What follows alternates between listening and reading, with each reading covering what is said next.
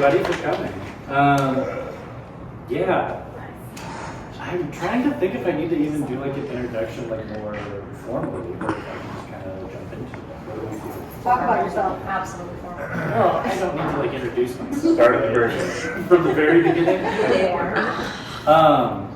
Hi everybody, my name is JD. I have lived here in Colorado Springs since 2012 and been making work here since then. And graduated from UCCS back in 2016 with a few of you here. Since 2017, I started working part-time at the Fine Arts Center here in Colorado Springs, connected with Colorado College now. And in 2019, I started there full-time and I've been there since. So that's kind of my full-time, daytime job outside of my own practice.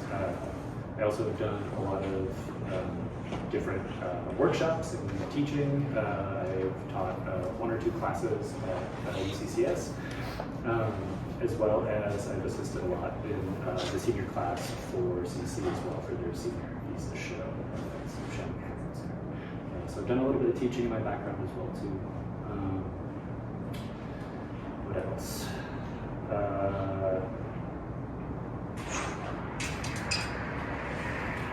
Yeah, I think I'm just going to roll into some of the work that I've been doing and the things that I have been sort of exploring over the last 5 or 6 years.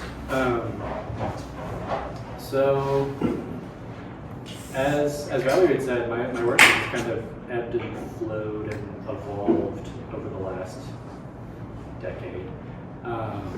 I, in school, started off pretty heavily in printmaking and painting. It's sort of my form of practice, and also found a lot of interest in photography as well too, but not necessarily taking photos. It was more an act of collecting photos, and I've been doing that my entire life. I started to build quite a large archive of photographs, and since that has also expanded into sort of like other mementos of experiences, coming from audio recordings, field recordings, little video snips from either social media platforms or films that I watch, or done little YouTube videos, and I'll also take screenshots of different things that are sent to me, and I'll sort of keep those and sort through them and keep them as sort of a filing of an archive at the studio. A lot of these things inform my work and continue to, and they live with me for a long time because I feel like they need to age a little bit as they sit with me. This sort of consistent thing that comes up regularly, I think, in my work is this notion of time and time passing. I've taken more literal forms of that in sort of the rust pieces that you can see here today. These, kind of a fun little note, are actually, they've been aging for about 12 years now, with alterations every couple of years. So it's become sort of this reoccurring act of making more decisions about how much an image stays embedded into the rust, or how much I allow the rust to sort of take over the image itself and sort of consume and wipe or wash the entirety of what originally started. I've always been really fascinated by decay and aging and loss and death and grief and all of these kinds of things that we experience as human beings. Myself, I've experienced a lot in my life. This process that seems so subtle and quiet and kind of beautiful, that kind of arises from sort of this reoccurring of dealing with these sort of heavy things. For me,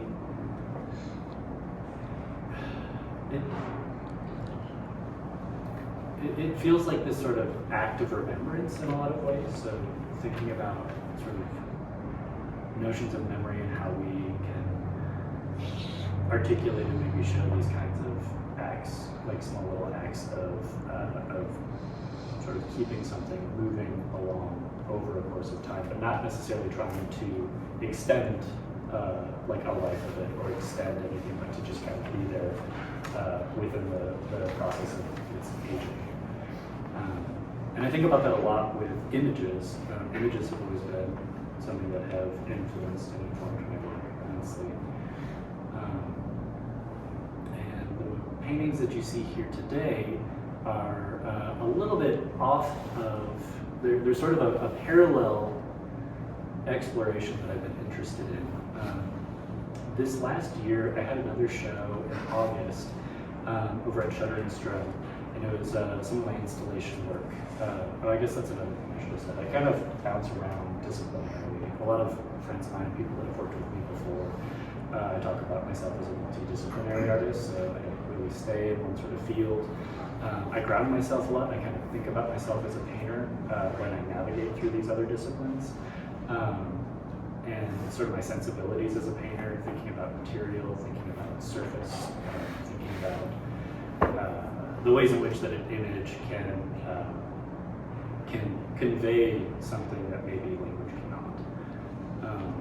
There are a lot of these things that I think about constantly. And the show in August that I had came from a dream that I had, and it was something that was in relation to some video work that I was thinking about, and this ties back into this as well too. But it's all of these like different sort of modes of approaching this one idea, and it's sort of formulated in a dream. And I never really explored making work from my dreams. I have them kind of inform my decision making, but not allowing to really physically manifest, I guess. With some of the more like visual cues or notes that come with that.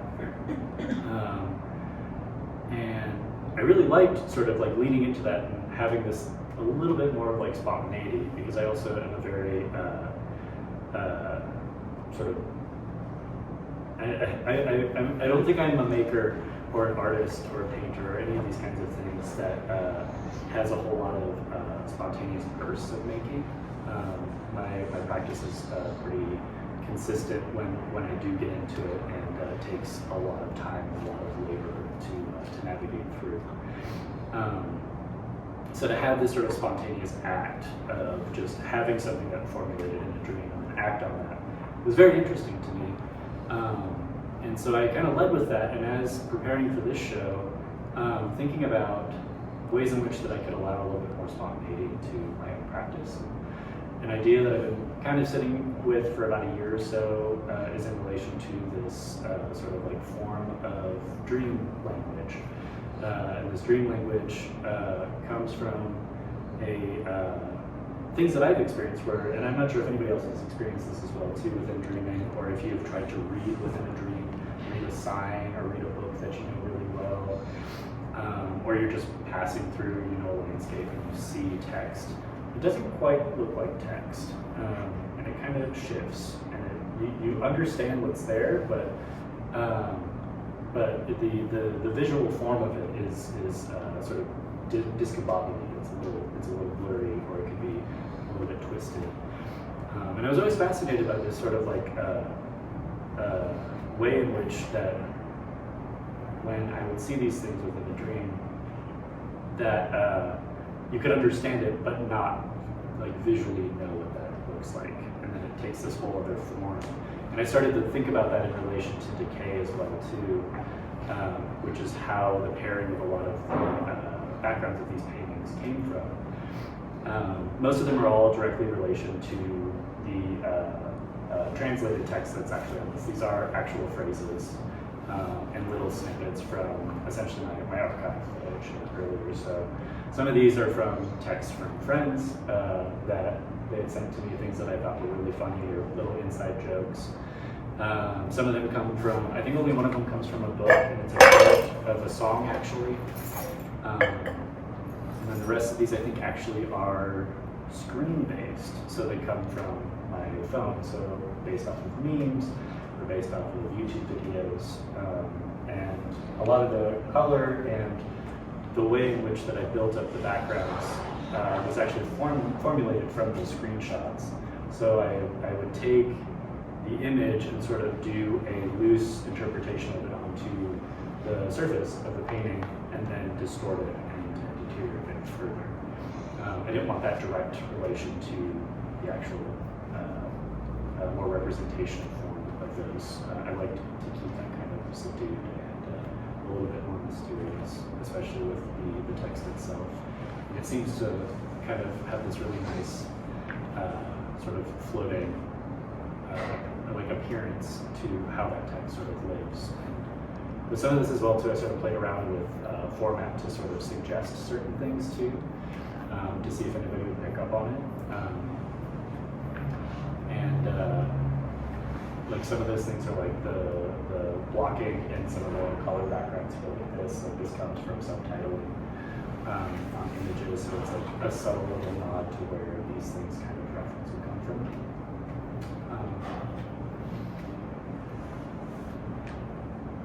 Yeah, and a lot of this again came from just sort of playing with more spontaneous interpretations of dreams that I've never really explored before in my practice. I kind of sit and chew on ideas for a very long time. It takes me a while to sort of move into stuff. Friends of mine that know and have seen my studio, like I have a lot of half-finished work and I've started a lot of different things. And it's a laborious process, so it's really nice to kind of move into a space where it feels like that I can move kind of quickly through the process itself and have something that can be sort of parallel to some of my more laborious endeavors with practice. And I see a lot of the things that I do all sort of in parallel or sort of appendages that sort of sprout out of all of these sort of grounding very similar ideas that I've always navigated, which again are based within the archive that I've been building all my life, and I've just started to very embrace that and move through that more. I am very curious to hear sort of like how people are reading some of these, because the text itself can be deciphered, and if that is so necessary for you to view it. But I have been very curious to hear from folks, like as they've been sitting with the work, if there is anything that sort of